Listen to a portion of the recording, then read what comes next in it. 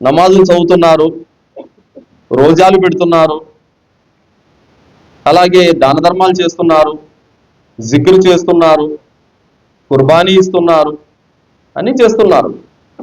మరి తౌహీద్ లేని కారణంగా, ఏకదైవారాధన లేని కారణంగా ఇవన్నీ వృధా అయిపోతున్నాయి. ఎలా అయిపోతున్నాయి చెప్తా చూడండి. మాకు తెలిసినటువంటి ఒక వ్యక్తి, ఆయన దాదాపు 3 సార్లు ఉమ్రాకి వెళ్ళి వచ్చాడు, ఒక్కసారి హజ్ చేశాడు.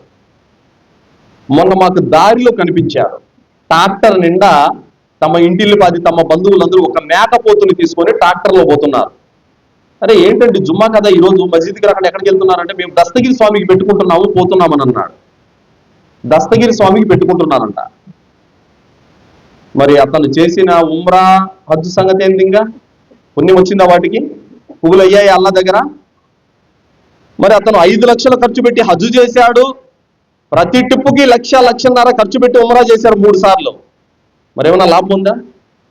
ఇలాంటిది సోదరులారా, ఏ విధంగానైతే ఒక్క బాటిల్ నీళ్ళల్లో ఒక్క డ్రాపు విషం పడితే లేదా ఒక్క డ్రాపు మలినం పడితే ఏ విధంగా ఈ నీళ్లు పాడైపోతాయో, అదే విధంగా మీ ఇబాదతులో షిర్క్ అనేది కలిస్తే గనక మీ ఇబాదతు అది లక్షలు ఖర్చు పెట్టి చేసినా కూడా అది నాశనం అయిపోతుంది.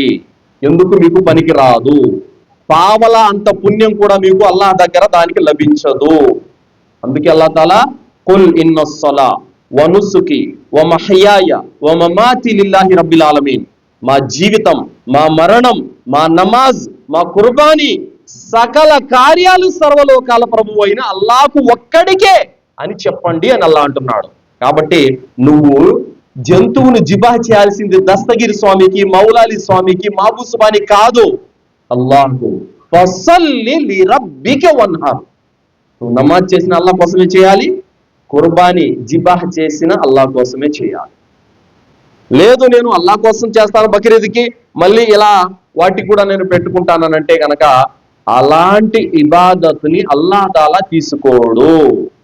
లైన్ అష్రక్త లయహ్బతన్న అమలుక వలతకూనన్న మినల్ ఖాసిరీన్. ఎవడైతే ఆరాధనలు అల్లాహ్తో ఇతరులను సాటి కల్పించాడో అలాంటి వాని యొక్క కర్మలు నాశనం అయిపోతాయని అల్లాహ్ సుబ్హానహు వ తఆలా తెలియజేశాడు.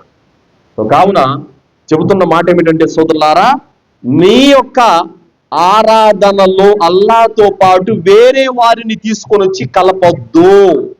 అర్థమైందా?